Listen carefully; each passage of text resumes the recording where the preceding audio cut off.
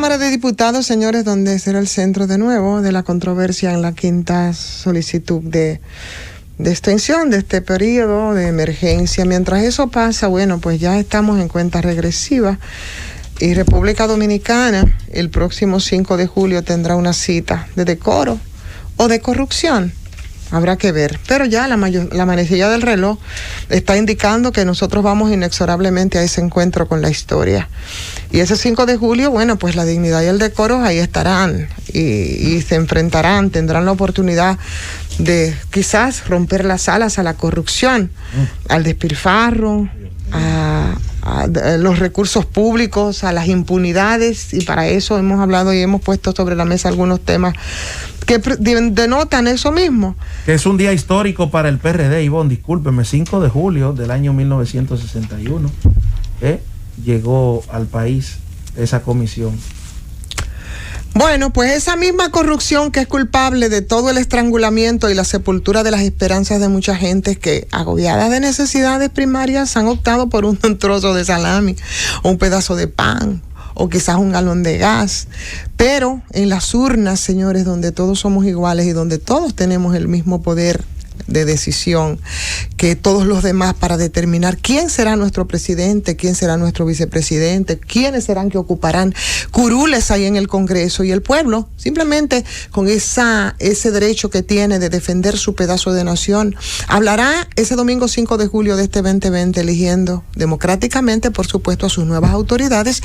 entre miles y miles de hombres, miles y miles de mujeres que estarán ahí optando por un cargo de electivo. Ese es el reto que nosotros tenemos, ese es el reto que tendrá que enfrentar. Ese va a ser el escenario electoral, un escenario singular bajo un protocolo que nunca antes se había registrado en el país, por supuesto, y que ha estado antecedido por esta pandemia con la que hemos estado lidiando y que ha matado a millares y a millares de personas alrededor del mundo, y que a la hora de ejercer ese sufragio, bueno, pues nosotros podremos recordar esos mensajes visualizados, esos mensajes musicalizados, todo ese proceso de campaña.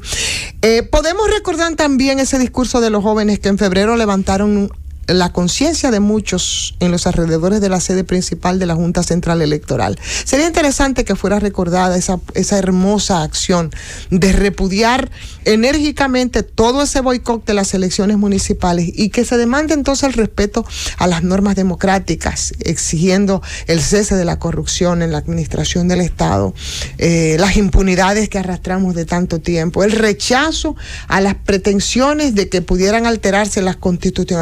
constitucionalidades aquí en nuestro país. Ese voto popular, que ahora es voto popular y que hablará por todos y que hablará por todas, y según la mayoría de las encuestas efectuadas hasta el momento, bueno, han dado sus números, sus preferencias, pero mucho más allá de los números y las preferencias y los lugares y las vueltas y las segundas vueltas posibles. El discurso renovador, las proyecciones, las imágenes, los cambios alrededor de los que tendrán que terciar entonces ahí en esas elecciones. La generalidad de los dominicanos, que de hecho estamos convencidos de que el saqueo de los bienes estatales y la delincuencia son las dos principales preocupaciones de la sociedad dominicana. Por eso se ha reclamado, y es un estandarte de lucha, yo creo que debemos todos levantar, a ver si rompemos ese cerco de las impunidades y la corrupción, precisamente de que nosotros podamos tener algún momento un sistema judicial independiente, que sea independiente del Poder Ejecutivo y que sea capaz de llevar tras las rejas a todos los ladrones, a los de saco y corbata, que esos nunca han ocupado unos lugares preeminentes en las cárceles nuestras. Entonces, ese es un punto de partida y un punto en el que yo pienso que mucho más allá de ese 5 de julio y que mucho más allá de quien pueda ser el beneficiado del voto popular, tendremos que tomarles cuenta si la primera iniciativa no es precisamente ese reclamo de ese sistema judicial independiente necesario en este país. Y no se trata de retaliación, ni nada de eso. Se trata de la imposición de la ley ejerciendo autoridad con un régimen de consecuencia que pueda permitir de una vez y por todas esas consolidaciones de nuestras instituciones, muy débiles, por cierto, y apegados a esos principios de la decencia, de la ética, de los intereses colectivos que tanto adolecemos en este momento. Entonces, el gobierno que logre enfrentar y que logre castigar la corrupción en el país se va a casar con la gloria. Y esa va a ser la responsabilidad de los resultados que tendremos nosotros después del 5 de julio, cuando celebremos estas elecciones extraordinarias, en un momento extraordinario. Esa aspiración que es vieja por retranca de las posibilidades de ampliar ese abanico de protección de los más vulnerables. Yo creo que hacia ahí tenemos que empujar, después de lo que ocurre aquí el 5 de julio. En esta época de covidianidad, como repite mi compañera Josefina y que dijo Danilo, donde la pobreza se ha incrementado, es fundamental entonces que se imponga la honradez, que se imponga el manejo de los fondos públicos con claridad, y yo creo que es legítimo ese reclamo y debería de ser de todos y todas los dominicanos. El Banco Mundial, por ejemplo, en sus cifras prevé que en América Latina el número de pobres podría incrementarse y podría incrementarse en 35 millones de personas por el tema de la pandemia. Eso obliga necesariamente a los gobiernos a que tienen que ser cautelosos y a que tienen que ser transparentes en la conducción del Estado y en la institución, en la utilización de los recursos del erario público. Porque a lo largo, señores, de 50 años de democracia representativa consolidada en este país, muchos de nuestros políticos han hecho fortuna y la han hecho ocupando funciones como síndicos, como legisladores, como presidentes y vicepresidentes. Entonces,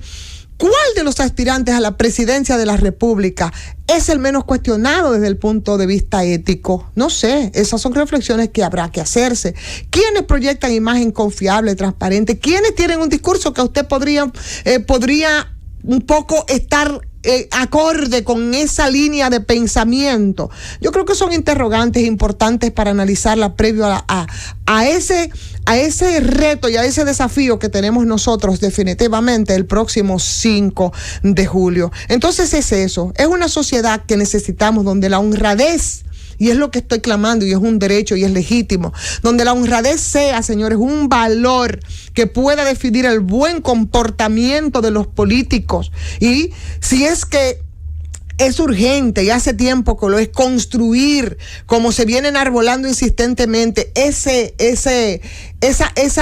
necesidad y por supuesto esa alternativa que nosotros, a diferencia de otros países de América Latina como Perú, como Brasil, como Guatemala, que han prometido, como Perú incluso, como